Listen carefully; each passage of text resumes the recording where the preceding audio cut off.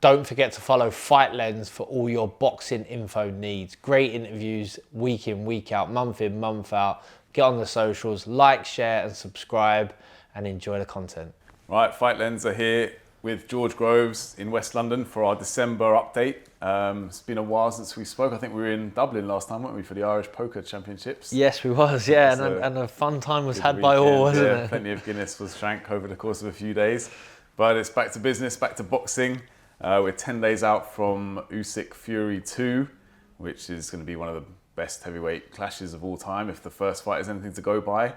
Do you think the first fight, the media, the British media in particular, a bit blinkered in terms of how close that fight was? Yeah, I think we were. Like, I know, I've done a couple of debates now, we spoke about it, and yeah, you know, we have to make a case for Tyson Fury, and it does add to the excitement for the rematch. Sure. Of course, like that's part of the beating the drum to get excited about the rematch, is to make the first fight feel even more close than it was. But I thought Usyk won pretty clearly, and you know, I was a little bit surprised that it was a split decision on the night. I can see how people make a case for the spells of success that Fury had, and therefore, if he gets that right in the rematch, he can be the guy who can win. But I think it is, you know, going to be a big job for him. I still make Usyk a favourite, probably more of a favourite this time round than before the first one. Yeah.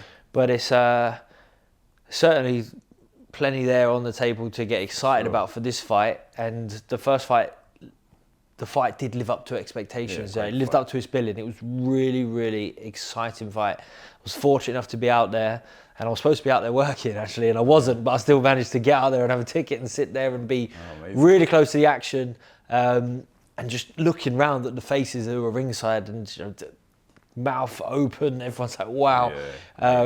It was a really, really special fight. The way the kind of momentum changed throughout the fight as well, wasn't it? Like Usyk opening rounds looking strong, and then Fury getting back into the fight, landing some uppercuts and looking like he had Usyk in trouble, really. But it didn't really work the body as much as perhaps he should have. Do you think that's something he will look to do more of in the rematch, go to the body? Yeah, I think go to the body is definitely key to success if you're going to look to try and beat Usyk. The body's a bigger target than the head, and the head can move more freely than the body can, you know. Orthodox beat southpaw, if that's how the guys are going to set themselves up. You know, I always like that as a, you know, out of my orthodox stance, to wing that right hand into the chest, to the belly. Sometimes it might come up to the chin, and you always have great success there. And there was that spell, maybe in the 6th round, I think it was, where Fury looked like he'd sort of settled down into the fight and started to land a few body shots, and then was changing the angle of it, and he landed 1 or 2 on the chin. And you know, Usyk can't walk through them shots. He's not big enough, he's not strong enough, he can't walk through them shots. So if Fury can settle, get into his legs and get the distance correct with Usyk, and therefore be able to control the time of the shot and keep him at that long, that arm's length, that long range, that's where I think he has success in this fight. Yeah. Whenever he comes out and takes the centre of the ring, Tyson Fury, he's always going to be very difficult to beat because he's so big. You know, he's 6'9", he's got long arms, and he fights with a loose style where he can punch long and loose, and obviously with the size, punch weighty. You know, he's got a lot of power. Yeah. He's had a lot of knockouts. If he can do that, like we saw in the first rematch he had with Wilder in the second fight, where he came out, he took the centre of the ring, and he commanded the fight off that, you know, pressing off that front foot, making the guy in front of him have to manoeuvre around the ring. That's the way he has success, in my opinion, fighting Usyk. But Usyk, if he comes out the same like he did in the first fight, sharp feet, backed Fury up, made him work at an uncomfortable pace, I gave Usyk the first 4 rounds. I know not everyone else did in that fight, but I thought I appreciated the work that Usyk was doing. Yeah. Then Fury has his success and his spell, mixed in with a little bit of showboating, which, you know, you do showboating for a reason sometimes. It might be to get a reaction out of the opponent because you want them to make a mistake. Sometimes it's not with Usyk though, really, is it? I don't think so, no. Well, it didn't really. I don't think that sort of thing would ever affect Usyk's mindset. You know, he's not that sort of fighter. Whether you're trying to convince the crowd to get on your side or the judges that you're controlling the fight or whatnot, but that's where he'll have success. He needs to come out, stamp his authority on the fight from the get-go, not let Usyk into the fight. He said he's going to cut out the kind of showboating this time around. I think he's been much more focused, I think, in the build-up to the fight. If you were training Tyson Fury, what would you be trying to drill into him with sort of 10 days to go till this fight? Is there anything you'd be focusing on for him to kind of look at? Well, I think at times he's shown immense resilience, like mental fortitude and strength, but also a lot of vulnerability as well. You know, we've seen him, you know, almost publicly implode at times. And it depends which angle you're going to lean into, like how much of... If you're a Fury fan, you're going to be worried about, you know, the vulnerabilities, or you're going to be confident about his resilience. You've got to, but he needs to be resilient. So he needs to know that it's the first time he's lost as a professional. It's been a long, long time since he's ever tasted defeat, and that can be the making of a champion. You know, how they bounce back from defeat. Sure. If someone gets into him and says, like, this is going to be your defining moment, your defining fight, this is what your legacy will be built upon, you need to get this right. You need to be on it, you know. I think that's what I would be talking to Tyson Fury now with 10 days to go. It will be more so mental than anything physical. All the attributes physically, isn't he? He knows, Exactly. He knows boxing probably better than 99.9% of people on the planet. So it's about getting his head right. Yeah. He's from boxing. He understands boxing, and you know, in the heavyweight division, he's one of the most experienced and, you know, one of the most adaptable.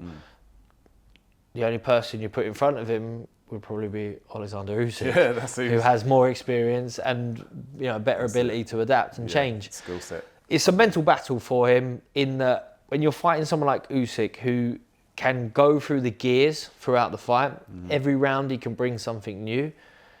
It's that mental battle to continue to stay switched on and being able to stick to your plan, stick to your game plan. Exactly. And his game plan should be to take the center of the ring, be the bigger man, and force Usyk out of the fight. You know, push him back. But that's not even a physical thing. That's going to be a mental thing. True. We'll see if he can do it. Speaking of the physical aspects, Gareth A. Davis believes Tyson Fury will come in possibly the heaviest he's ever been, 19.5 stone, much heavier than the first fight. Do you think that's part of his tactic to get on the front foot and kind of get Usyk backing up? Or do you think he needs to kind of, he's going to be in there sort of bear hugging him, trying to wear him out with the power and the weight? I wouldn't encourage Tyson Fury to come in too heavy, because he's still going to have to be nimble enough, agile, even at that front foot, because the guy in front of him is a smaller man with fast feet. So if you're big and heavy and heavier than you're used to being, then you're one, it's hard to move your feet, and two, you're likely going to gas quicker than you usually will. He's already big enough. He's already heavy enough. He already punches hard enough. You know, he could punch hard enough at 18.5 stone, just as good as 19.5 stone. What's the extra stone going to do, really? It's true, just slow him down. Exactly. Yeah. He might feel a little bit stronger, but he should technically already be stronger than Usyk, who, you know, has come up from cruiser. I think Gareth A. Davis might be right, but I wouldn't say that was the right tactics. And if anything, it would be a concern in my mind that as Fury just put on a load of weight after the loss, and then hasn't managed to shift it in camp. Yeah. Well, we'll wait and see on that one. Big John Fury took a lot of flack in the lead up to the first fight, obviously headbutting the member of Usyk's team. He's been a lot quieter this time around. Do you think he's been told to kind of stay out of the limelight, or do you think he's just learned from the mistakes of the first time? Yeah, he could have been. If I was part of the Fury team, I would advise John Fury to step back a touch, but I think he can't help it. That's who he is. That's part of his nervous makeup, and he'll know that he's nervous this time round, you know. So let's see how he performs fight week. I wasn't a fan of the headbutt that he did, you know, in the build up, and But he's part of the promo video. He's part of the scene. He's part of the that's character, true. What part a of the great promo story. video, by the way. The promo video was great, Spectacular. really, really good. Yeah, I love the incredible. idea of it, Yeah. and it shows sort of willing for the fans. I think that both fighters essentially are admitting that they're in each other's head. Yeah. Yeah. I would definitely be like, if I'm Usyk, I'll beat Fury. He's not in my head, but I like the idea. It's a cool idea. Let's do great, it. wasn't it? The sausage in the supermarket, all that stuff. So they managed. Both guys have been humorous throughout their careers as well. They've managed, and the promo definitely added, incorporated that. Fury said, "I'm going in there with destroy mode. Last time I went to box him, I was being cautious. So do you think this one goes the distance, or will there be a stoppage? And if there is, which way do you see it going?" Yeah, I think.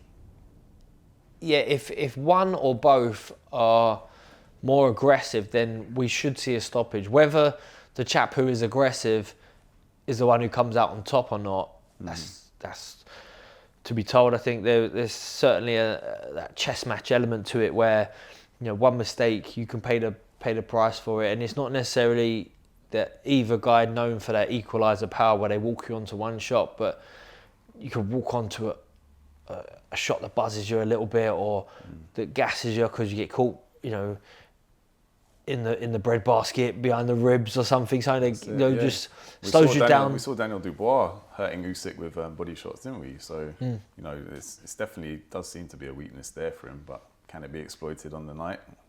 Remains to be seen. But also I think maybe a factor that's kind of being overlooked was before the first fight, Tyson Fury had the cut over his eye, didn't he? And apparently he couldn't get any rounds in sparring. So this time he's been sparring with Kevin Lorena. So potentially that could help. Yeah. Well, yeah. If you've missed out on sparring, that's a concern. Yeah, that's a real concern.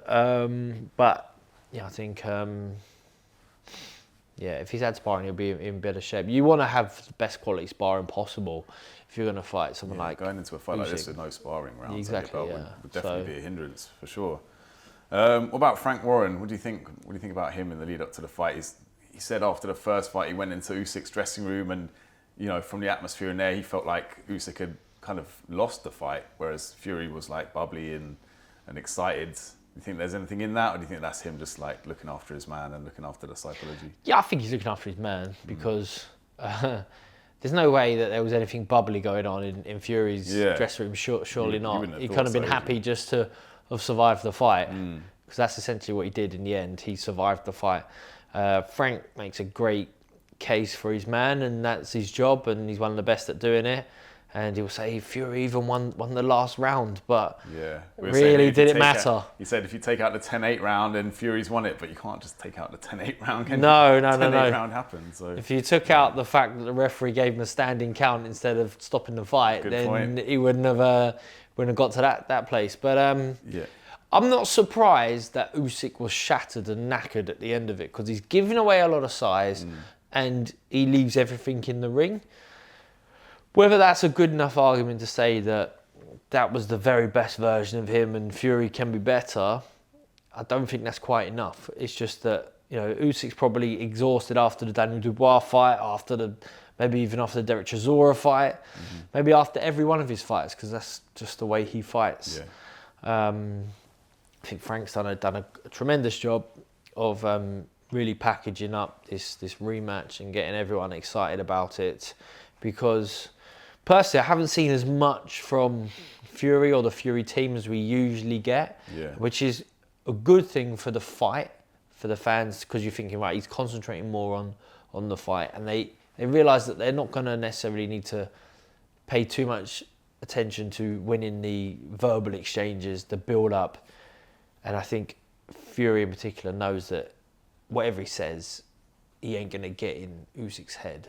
Just concentrate on your boxing. That's it, yeah. Concentrate on your boxing. Time will tell. Shall we have a quick word about the undercard? Johnny Fisher against Dave Allen.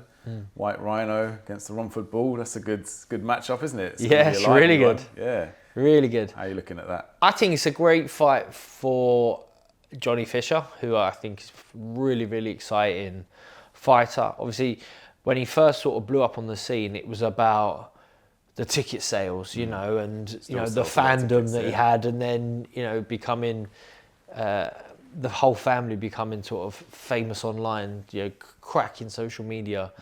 But he's gone way past that point now of just being sort of a red herring, or what's the words, like, you know, someone who ain't going to be able to box. It's Yeah, just no, the for profile sure. outweighs the talent. Yeah. When really, I think he's gone strength for strength with his boxing ability. He's being looked after very well. I think he's certainly dedicated to his craft, and I think he's managed, you know, being in the gym and his obligations outside the gym very well. So Dave Allen is a wily old cat. You know, he's certainly past his best, and he's been in there with some big characters and some great fighters, and he's not at all worried, I'd imagine, about Johnny Fisher. And the bits I've seen both of them talking about one another. Yeah, a lot of experience on his side, to be fair, that he's bringing to the table. Yeah, he is, isn't he? Yeah. He is, isn't he? Yeah. So, you know, and he's always been overmatched in many people's eyes, True. certainly in my eyes, you know. He's fearless in that regard. You know, he's saying that he's going to almost, the term we use, like old man Johnny Fisher, with his experience, you know, he's gonna beat him because he knows how to box and not necessarily survive, but to find the openings and find the weaknesses. Yeah. But it was a great line from Johnny. He's had a few great lines in the build up to this. Stoke away and stuff like that. Yeah. You can't. Rainy night at Stoke. Rainy away, night yeah. at Stoke. Yeah. So Yeah, I think at some point he's going to start talking about himself, like all of a sudden Stoke have been promoted. Stoke are now challenging. Stoke in the Premier League. Stoke now. in the Premier League. They're going for top 4. We want to see Stoke at, you know, in the big UEFA, stadiums, the Champions League. That's it, yeah. And I think it will come for him. It will come for him. So he's got to get past Dave Allen. It's a nice little gut check acid test for him. Yeah, no doubt. And if he blows him away, then will really put himself in the map and put himself on the scene for some big fights. Should we talk about another prospect, someone that you're training, lights out Lucas Roig, making his pro debut on Friday. Hot prospect. I mean, on his Instagram, he's calling himself the future cruiserweight world champion, isn't he? So yeah, I told him to write that. Yeah, he did. I said, go big, yeah, we go big. That's it. And he knows it, and he believes it, and he's a very, very, very good fighter. I mean, he's someone who I know really well because he's from my amateur boxing club. And I've been going down there. I've been coaching down there for a few years now, and it's come to that point where he wants to turn professional, and reached out for some advice, some contacts, and he wanted me to train him, and I was like, absolutely, he's too good. There was always going to be a time where, no doubt, I was going to end up stepping out. You know, stepped out the ropes a long time ago, but was going to stand in the corner with my towel and my bucket and tell him, shout like him, tell him what to do. And now, and if there was anyone to come into that with, this is the man for me, because he's a super talent. He's a great athlete. He's teachable. He's got great attitude, and he's from my club. You know, he's the next generation from the Dale Youth ABC, and where we're starting our journey together. Now we've been in the gym working for a good few months now. So, you know, from the start of the year we started along this journey, but I feel like the improvements he's made in the last 8-9 months are, you know, incredible. And thankfully for him, December the 14th, he makes his debut. Yeah. So we're looking forward to, starting this journey together. So it's like the next step in the journey, isn't it? So see where he goes. Yeah, it's me nervous now. I mean, you know, I'm in the corner. I've got. Yeah. He knows how to fight. He's had plenty of amateur fights. I'm sure it's a bit different than the pros, but me, I'm in the corner now. Yeah, it'd be weird for you, I suppose, wouldn't it? It's kind of like when a football player becomes a manager and then they can't actually influence the game apart from substitutions and tactics. That's the position. It might be, it might just be that. I mean, hopefully there's no absolute hate directed towards me like most football managers get. No, I don't think so. I think but no, I'm loving the experience. I'm loving the challenge, and everything I do with him right now is almost from first-hand experience, even down to the pad work we're doing and the training we're doing. I'm like, right, I'm just visualising what he's doing from a fighter's point of view. Yeah. So hopefully it's a winning formula, and we get to the top. Stay tuned to find out. Next Yeah, time we'll be reviewing his first pro fight. Lawrence Okolie, someone who took a lot of flack at cruiserweight, he's gone up to heavyweight now. I think he weighed in 4.5 stone heavier than he did against Chris Smith, which is a huge amount. He must have been cutting so much. But first round knockout. Do you think he might actually be a problem at heavyweight? Well, I'd like to see a bit more of him, but I've always thought at cruiserweight, I thought he's got that almost Wilder-esque punch power. You know, like he was long and lean, but not necessarily muscular, like just sort of long and lean, but incredible punch power. Too tall and sort of too awkward at cruiserweight to really sort of see the best of him. Yeah. And I did wonder if he goes up to heavyweight, where the guys are slightly slower. Sure, their punch resistance is a lot better, but if they're an easier target to land on and he punches this hard, I feel like his future lies at heavyweight. Yeah. You know, so he's up there now. He's put on an awful lot of weight. I didn't realise he got that heavy, but filled out massively, isn't he? Yeah. So I'd like to see a lot more of him, and now's the time to do it. You know, the heavyweight scene is still thriving, and this next sort of generation, the Johnny Fishers, the Fabio Wardley's. He's got his eyes on Fabio Wardley a couple of fights down the line. I think that'll be a great fight. Great fight. For sure. Daniel Dubois has got his sights set on the winner of Fury Usyk, but has to get past Joseph Parker first. Joseph Parker's put on an amazing couple of performances last couple of times out. Loves being the underdog. Do you see another upset on the cards there? He'd be the underdog. I think that's a tough fight for both guys. To be honest. Dubois' first defence of his titles. Yeah, and Dubois, to his credit, he hasn't had it easy. They're both them guys have been matched hard of late. You know, Dubois has stepped up since losing to Usyk, stepped up to the plate and made sure he's made every opportunity count. And the last being, challenging Anthony Joshua for the vacant world title. So he wins that, and he wins it in style. Looks great. And there was never going to be a gift next, I suppose. But he had the choice, I think, didn't he? They gave him, the IBF gave him the choice of picking his opponent. So for him to say yes to Joe Parker is a fair play to him. You've got to give him credit for that, I suppose. Out picking an easy opponent. Yeah, and Parker's in great form. He's not the biggest of heavyweights, but he's a big man all the same. Yeah, and changed things up the last few years. He's found a new strength conditioning coach. He looks in great shape, and I think from talking to him before, he said that he's just his training has improved, his lifestyle's improved.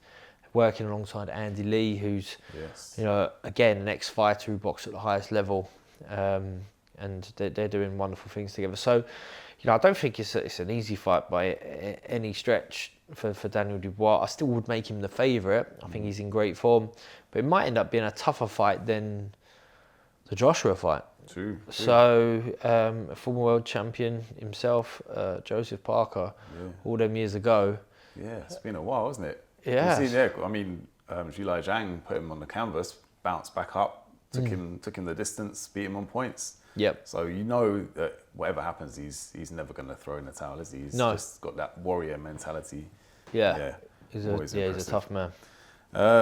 What else have we got on the cards here? Eddie Hearn says AJ won't be fighting until May or June now. Do you think the Dubois rematch, he's kind of written it off in his head, or do you think he's going to wait and see what happens with Fury and Usyk and then make his move? Yeah, you'd imagine it's like that's the reason for the delay. Maybe if they want to just let the dust settle a bit. Let the dust settle and see what's happening. It's a tough fight. Joshua going back in with Dubois rematch, that's a tough fight. But then if you're looking at the options for Joshua, all the heavyweights have to have a hard fight these days. No gimmies out there. There's no real gimmies, exactly. And at his age and the miles he's got on the clock, he does want to step back down to Helenius, Franklin, that sort of level. But at the same time, do you want to match him with a Zhang or Fabio Wardley, someone who's off a big win and dangerous? So if he goes in, if he thinks to himself, right, Fabio Wardley, he's flying. He's doing really well. He's boxing. I mean, they've two have got the same coach now, so like he's out of the picture, isn't he? Yeah, that's true. Like, That's not going to happen. it's going to be tough. I don't know what's next for Anthony Joshua, but at the time when he lost to Dubois, I thought if he retires tomorrow, good on him. He's had a fantastic career, and he is at the stage now where he needs to be careful that he does want to undo his legacy as such. You don't want to fall down that Wilder route. If Wilder has another fight, another loss, and you start questioning, was he that good in the first place? But really, maybe just Father Time's caught up on him. Yeah, fair few people have been. I think he's called out Francis Ngannou, the MMA fighter. Derek Chisora also wants to fight Francis Ngannou in his 50th fight in Africa, which could be a kind of rumble in the jungle type situation, which would be amazing. But these guys, they've got so many fights on their record. Do you just think they're finding it hard to walk away from the sport? They're still kind of addicted to the buzz. You obviously walked away at a much younger age. No, I think so. I think when there's money to be made, it's hard to walk away from that. And sometimes just being relevant is tough. You know, so Chisora started doing a little bit more media type stuff. You know, you've seen him with a microphone in his hand, and he's interesting enough. But you have to think about. Yeah, you have to think. He's got this 50 stuck in his head, so he'll have a little bit. Maybe I think there's 2 more fights, but his next fight is not the easiest. And he's fighting next. Otto Wallin, isn't it? Oh right, yeah, Otto Wallin. Yeah, I mean, you think that he should come through Otto Wallin, but he might not. Yeah. So he gave Tyson Fury quite a tough fight, to be fair, didn't he? That was a long time ago, wasn't it? First fight over his eye, first cut over his eye. Yeah. That fight, yeah. It was, yeah. Yeah, but he still didn't get the win, though, did he? To be fair, so Wallin got beat by Joshua, didn't he? Just before, a year ago. Was that on points? Nothing. He got stopped. I stopped him. Yeah, so he got stopped. That was like sort of Joshua's comeback. Yeah. We're back, or he's back, big time. That's it. So yeah, I don't know. We'll see. Wait and see. Chris Eubank Senior was recently asked for his current pound for pound best boxer in the world. Can you guess who he said? Currently best fighter in the world. Is it Is it someone you could? It's a bit of a left field choice, but someone who's unbeaten. Okay, unbeaten. Yeah. Best pound for pound in the world. No, go on, bring it on me. Mexican monster, David Benavidez. Oh, Benavidez, yeah? Yeah. What do you think about that? No. Fair enough. No. Fair enough. Yeah. I like Benavidez, but no, he's not pound for pound. No.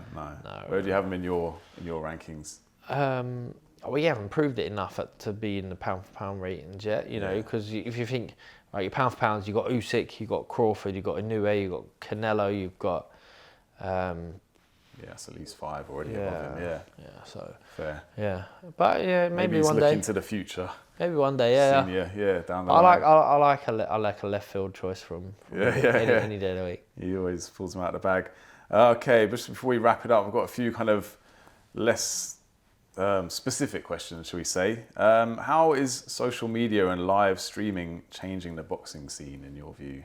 Because you've got your podcast out there, haven't you? It's done well for you. We're all there. It's changing it immensely. So a social media following is the key to jumping the queue now within boxing. I think a lot of the TV networks are unsure of what that entity is. How do they keep up? How do they lead into it? A lot of time I think they get it wrong. You know, I think they'll prioritize fighters with a large social media profile when they should really go after the boxing. Because boxing is that sport where you just put on one-off events. You know, it's not like football where you have organisations and leagues and stuff like this. So yeah, and then there's not enough, not enough thought gone into like those characters like a Ryan Garcia, who has a massive online following, who is clearly saying and doing things that are not really in the best interest of boxing, or anything to do with boxing, or you might look like he's self-imploding, but no one's really saying, hold on, Should we help you out here? That's true. If anything, they're just encouraging it because he knows that there's going to be a benefit from it in the end. Sells tickets, sells pay-per-views, yeah. Exactly, yeah. So, I think who knows what the business model is in the future. There's going to be a lot more boxing on DAZN, which is an app. It's a platform. It's not a channel. We've got Matchroom on DAZN. We've now got Queensberry on DAZN. The two biggest players out there in terms of the fighters they've got, the most experienced promoters. We've got Sky still in there with Boxer, and they might change that up. They might give him more dates. They might bring in new promoters. They might pull out of boxing. Who knows? Hopefully not. Hopefully not. Yeah. I think at the moment they still have that where you talk to a non-boxing fan on the street, but they know the big fight's coming up at the weekend, and they say, "Is it on Sky?" Because Sky's still the home of boxing. Right. But it might be DAZN soon. It might be something else. That seems to be heading that way, doesn't it? Yeah, DAZN with Queensberry signing up. Queensberry, who obviously had all their stuff on TNT. Yeah. I'd love to see TNT stay in boxing, But at the same time, more boxing don't necessarily equate to better boxing. Good point. That's the thing. You only realise it when there are a lot of options there, and it's not necessarily that the fights don't get made. It's just that the fights don't get built up. The stories don't get told. Yeah. And it feels like a long time since we've had a really good story within boxing. True. Stories create characters and narratives, and it gets people involved and people excited about a fight. And 100%. it's always going to be the route to stardom. People now decide they have to do that via social media. And Ben Whittaker being an example, someone who's got 3 million followers. Yeah. Hasn't really got that much of a backstory for people to buy into, perhaps. He's so kind of got famous overnight from a bit of showboating and clips going viral. But speaking of him, what do you think about his next step, actually? Yeah, so like Ben Whittaker at the moment, and I obviously we saw the fight. He had the fight with Liam Cameron, and then the controversy that sort of surrounded it after, and he's had a bit of backlash from it. People have said that he purposely pulled out the fight, he faked an injury, he threw Cameron over the rope. Who knows what the truth is? Massive accusations, and then he might be back on social media, but I haven't seen as much from him as we used to see. Being quiet, to be fair. I don't think he's really come out and explained his side of what happened. But where's the protection for him as well? You are exposed. That's the downside of social media. So you have a massive following, and then it's almost like you've got more to lose. Right. Yeah. That's just how it works. Well, Ben Shalom hasn't really done a lot from his side. No, I haven't seen a lot from Shalom. And who knows exactly how you handle that. Yeah. What you do next. He has to take the rematch, really, if it's there, doesn't he? Just for his own. Personally, I think I think that's a great. I think it's a great fight. No, it's not for anything else. It's a great fight. It's got a yeah. story.